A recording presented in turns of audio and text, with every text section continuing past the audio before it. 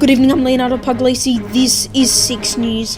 Tonight, a Melbourne protester tests positive for COVID-19 after attending a Black Lives Matter protest, and despite that, they're set to continue around the country. Also, 80% of Americans say their nation is out of control as riots continue across the United States. Victorian students return to school after 8 weeks of online learning. Our reporter has the details on how it went. Do you agree with cancel culture? That's the question we're asking after shows were pulled off streaming platforms over the use of blackface and racial stereotypes. First on 6, the New South Wales train line reopens after a major crash. And what does this former winner have to say about the new season of Big Brother? 6 News starts now.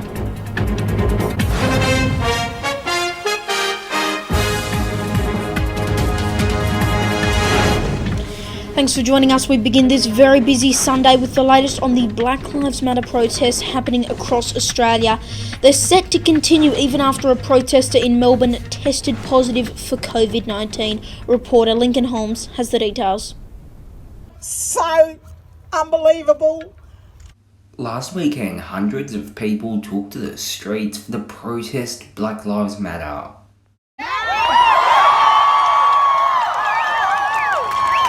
They didn't just take the streets, they also took to the skies. The protesters marched through every state in Australia, including Victoria, New South Wales, Queensland, WA and SA.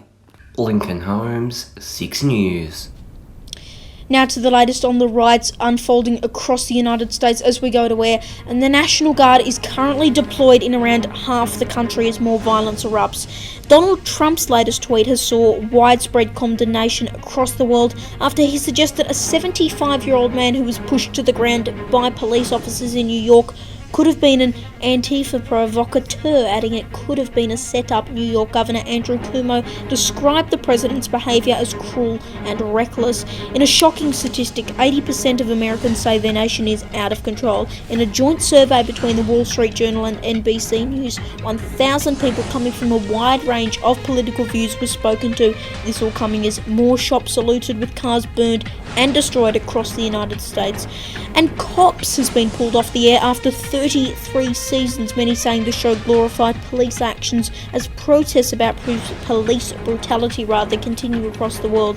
The iconic show began in 1989 but has constantly faced scrutiny about alleged police violence and aggressive behaviour. Changing pace now, and Victorian students have returned to the classroom after more than 8 weeks of online learning. Reporter Darby Travers joins me now live from Melbourne. Good evening, Darby. Many actually said they were excited to go back to school. Yeah, good evening, Leo. That is exactly right. Thousands of Victorian students returned back to school last Tuesday after nearly 8 weeks of remote learning. Now, all the schools had put in tough hygiene measures, and they include hand sanitisation and, of course, social distancing. However, plenty of people have told us that there has been traffic chaos, with lots of people avoiding public transport. But Leo, all this doesn't really matter because school holidays, the next school holidays, are only a week or two away. Back to you, mate. Darby, thank you. Australian universities have rubbished claims from China that international students are unsafe due to racist attacks. It came as China's Ministry of Education released in a statement. During the pandemic, Australia has seen multiple incidents of discrimination targeting those of Asian descent. It's added to tensions between Australia and China after tariffs earlier in the month on our barley and beef. Let's get to tonight's viewer poll, and we're asking, do you agree with the growing cancel culture? For more on this, I'm joined live by reporter Jack Hahn in Sydney for us. Jack, good evening to you. What did the results say? Yeah, the results, they were very stark, Leo. A whopping 92% of you said you do not agree with the growing cancel culture, but that hasn't seemed to have had any impact on the cancel culture whatsoever, because this week we have seen a large number of institutions enacting cancel culture policies. This started when HBO Max in the United States pulled a movie which was seen to be racist and romanticising a slave trade and African American slavery in the United States. States in the 18 and 1900s, and this really has reached Australian shores too, with Netflix pulling Summer Heights High in Little Britain, and this is really sparking a growing conversation about racial relations in the United States and also here in Australia. But a really prominent Aboriginal and Indigenous speaker and presenter, Brooke Boney, said on the Today Show that she just thinks these are virtue signals. She doesn't agree with this cancel culture, but it is really taking flight in Australia, and it's really sparking some important conversations. These conversations have led, though, to Sunrise star Samantha Armytage being front and centre for some of her remarks that have been seen as racism, this one in particular. The Alma twins come from a mixed-race family in the UK. Maria has taken after her half-Jamaican mum with dark skin and brown eyes and curly dark hair. But Lucy got her dad's fair skin, good on her, along with straight red hair and blue eyes. And this week has gone from bad to worse for Samantha Armytage and Channel 7. It's been revealed on Friday that she is in fact now going to be sued, as well as Prue McSween, for comments that they made in 2018 about Aboriginals. An Aboriginal elder will be leading this suit. Now, these same comments landed Channel 7 in hot water. The regulator, ACMA, saw them as making a serious breach of the regulation. They were fined, and now the Australian Human Rights Commission is also investigating. So there's some really troubling times going and some really important questions. Back to you, Leo. Jack, thank you. A New South Wales train line has reopened following a major crash. Reporter Jared Taylor has the story. Aurizon has been dominating operations in the Hunter Valley for years upon years. Their service has always been deemed acceptable and perfect. But recently, some more concerning news has surfaced.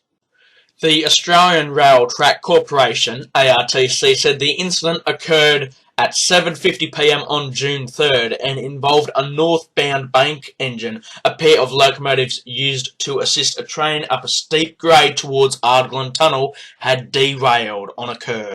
The locomotive drivers were assessed by paramedics but suffered no injuries. The site has been quarantined until safety investigators can attend the site the following morning. All rail traffic has ceased in the section between Ardglen to Cairncrool in any direction until further notice. Aurizon, the rail operator held responsible in the crash involving two of their 5020 class series locomotives, is yet to comment.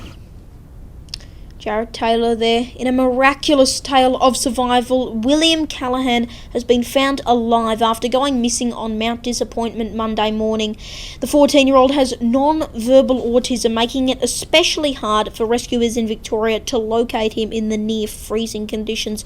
Daniel Andrews thanked the hundreds of volunteers, community members and emergency services personnel who spent 3 cold days searching in the bush. The Premier adding it might be named Mount Disappointment, but there's absolutely nothing disappointing about today. What an incredible story. And we're going to take a quick break now, but coming up next on 6 News, we'll take a look at what's trending online. Plus, we chat to former Big Brother winner Benjamin Norris about his thoughts on the new season. Also, more bad news for Australia's media industry. The ABC set to make programming cuts following a budget shortfall, and Melbourne shivers through their coldest day of the year, but will the chilly weather continue? Stay with us.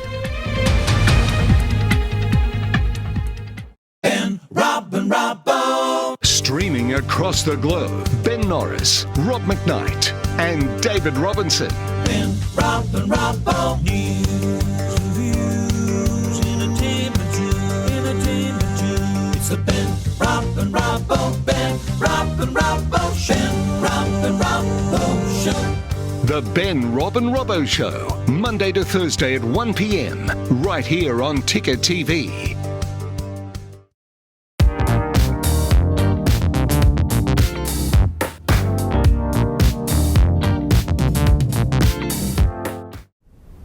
Welcome back. It's time to take a look at what's trending online, and social media was flooded with allegations that contestants on the new season of Big Brother are racist. The first 3 contestants to be eliminated from the show were all people of colour, leading to strong speculation that contestants are targeting non-whites. On another note, the show's been labelled a ratings success for Channel 7. Benjamin Norris won Big Brother in 2012. He told Channel 6 exclusively that the show could only have been revised under a new format. Take a look. Well, it's actually really fantastic. I think publicly I've been notoriously skeptical as to whether or not this episode or whether this series was going to be any good. There's a lot of format changes, but from what I can tell you is that it's all the best elements of what Channel 10 did. It's all the best elements of 9. And then also they've brought something really fresh, something really exciting, and it comes together in one episode like you've already been watching this series for weeks. The ABC is set to make cuts to programming after more budget cuts from the coalition. It comes only weeks after the Bushfire Royal Commission was told that the national broadcaster saved lives during Black Summer, with constant updates on the bushfires throughout radio, TV and online. Last month it was reported by The Guardian that the ABC had lost nearly $400 million since the coalition came to power. To sport now, and in the AFL, Collingwood have drawn with Richmond in the first game of the return to AFL season. Players took a knee before the game in solidarity of the Black Lives Matter movement.